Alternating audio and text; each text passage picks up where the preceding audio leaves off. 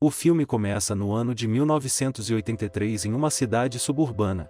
Um pai, David Raynor, está gritando com seu filho de 8 anos, Jake, para acordar porque ele está atrasado para a escola. Quando Jake não responde, David vai ver como ele está e se depara com algo preocupante.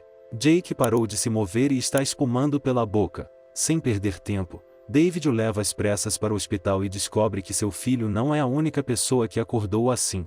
O corredor está cheio de pais carregando seus filhos e tentando entrar em contato com um médico. De fato, de acordo com as notícias na TV, todas as crianças do mundo com menos de 9 anos caíram em um estado catatônico. Relatórios de países asiáticos, australianos e africanos estão pedindo conselhos de especialistas, mas mesmo os cientistas mais inteligentes não têm ideia do que está acontecendo. O caos se instala quando os pais saem às ruas para protestar, mas nem eles sabem contra o que estão protestando. Dias se transformam em semanas, meses e anos, mas as crianças nunca voltam ao normal. Toda criança nascida depois de 1983 nasce na mesma condição, ameaçando o fim da humanidade. Várias leis são formadas para proteger os direitos das crianças doentes e para impedir que as pessoas procriem ainda mais. Isso causa instabilidade econômica e social em todo o mundo, o que dá origem a muitos problemas. O único movimento que as crianças fazem é quando têm convulsões intensas, cerca de 2 vezes ao dia no mesmo horário, todos os dias. A ciência não tem respostas para o que as convulsões significam, assim como não tem respostas para toda essa praga. 10 anos depois, Jake, de 8 anos, agora se transformou em um garoto de 18 anos, mas sem vida dentro dele. Ele é alimentado e mantido em condições saudáveis, mas David e outros pais do mundo desistiram de ter seus filhos de volta. Na cidade de David, a escola é fechada depois que o último grupo se forma e o ginásio é reformado em um hospital para crianças doentes cujas famílias não têm meios para cuidar delas. A médica-chefe é uma mulher chamada Jean. Em seguida, somos apresentados ao ex-marido de Jean, Tom. Ele foi preso há alguns anos por matar um homem em uma briga de bar. O incidente mudou sua vida e tirou seu emprego e sua família. Depois de cumprir pena na prisão, ele acaba de sair em liberdade condicional. Como Tom não tem onde morar, David permite que ele fique em sua casa por alguns dias, onde Tom também conhece Jake.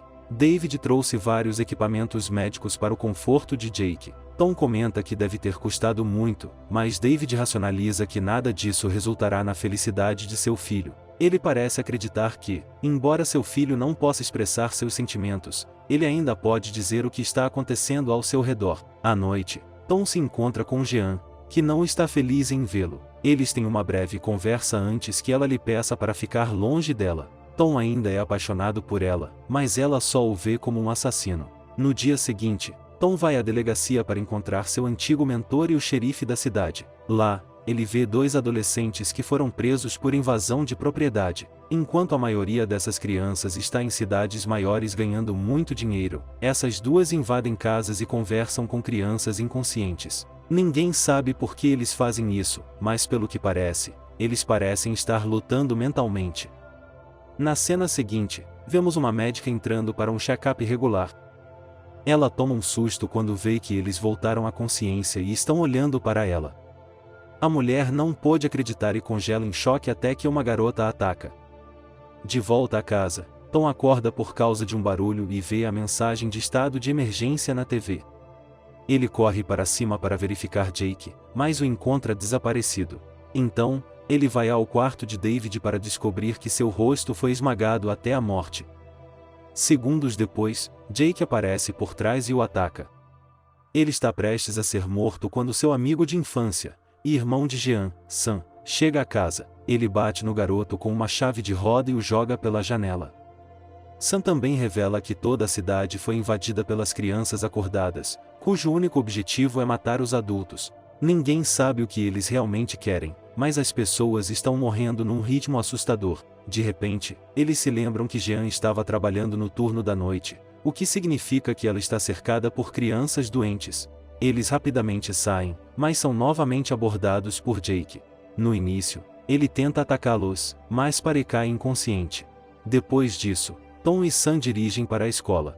O primeiro cadáver que encontram é de uma enfermeira com o rosto deformado. Ao tentar subir as escadas, eles são atacados pelas crianças que tentam agarrar seus rostos por algum motivo. Eles são salvos pelos mesmos dois adolescentes que Tom viu na delegacia mais cedo. Eles se apresentam como Kip e Claire.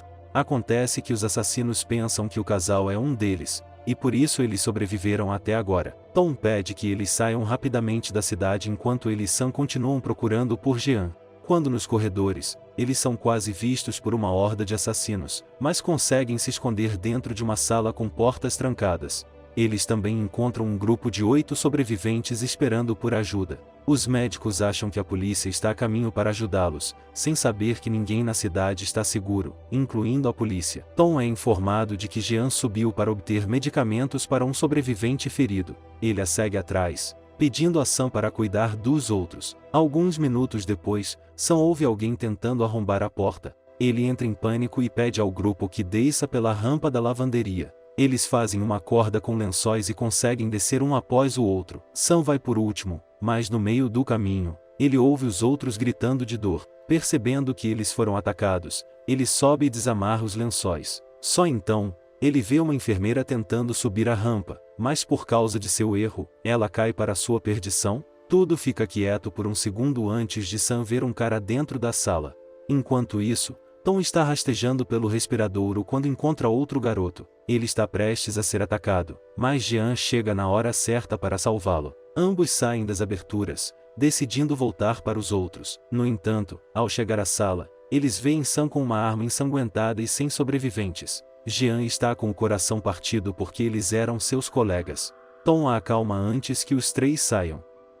Nos corredores, eles se juntam a Kip e Claire. Um pouco mais adiante, eles encontram o xerife que também está procurando por sobreviventes. De repente, um guarda em pânico ataca Claire, assumindo que ela é uma das crianças. Antes que ele se acalme, as crianças reais o arrastam enquanto os outros correm para a porta. Do lado de fora, a esposa do xerife, Nora, e o delegado aguardam os sobreviventes. Quando eles estão distraídos, as crianças acertam um ataque. De alguma forma, os outros chegam na hora certa e conseguem libertá-los. Em meio ao caos, Claire é deixada para trás com as crianças enquanto os outros vão embora. Kip está preocupado com ela, mas espera que as crianças não saibam que ela é humana. O grupo para na igreja onde Jean cuida da perna ferida de Sam. Ele grita de dor por vários minutos antes que ela finalmente lhe dê drogas para fazê-lo dormir. Enquanto todos ficam em um quarto seguro, Tom dá a volta na igreja para verificar se há mais crianças. Ao inspecionar a capela, ele é atacado por uma garota. O xerife corre para ver o que está acontecendo e fica chocado porque a garota é sua filha. Sua esposa Nora fica pasma ao ver sua filha em tal condição.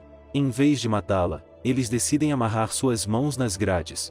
Em outro lugar, Kip encontra o diário de um pastor onde ele escreveu coisas interessantes sobre seus sonhos. Algumas horas depois, eles veem o pastor do lado de fora sendo cercado pelas crianças. Eles o seguram no chão enquanto uma criança toca seu rosto e o mata. Antes de morrer, o pastor diz que ainda não está pronto, revelando que sabe algo que os outros não sabem. Kip então mostra o diário para Tom e pede que ele leia a última entrada. Nele, o pastor previu sua morte, dizendo que sua alma foi levada por crianças através de seu rosto. Ele também escreveu uma linha que se traduz aproximadamente como as crianças dão o que recebem. Eles não são capazes de descrever o que isso significa, mas Tom mantém a página para o caso de precisarem no futuro. Enquanto isso, Nora vê sua filha chorando e acredita que ela se transformou em seu eu normal. Ela rapidamente desamarra as mãos, apenas para ser atacada e morta brutalmente.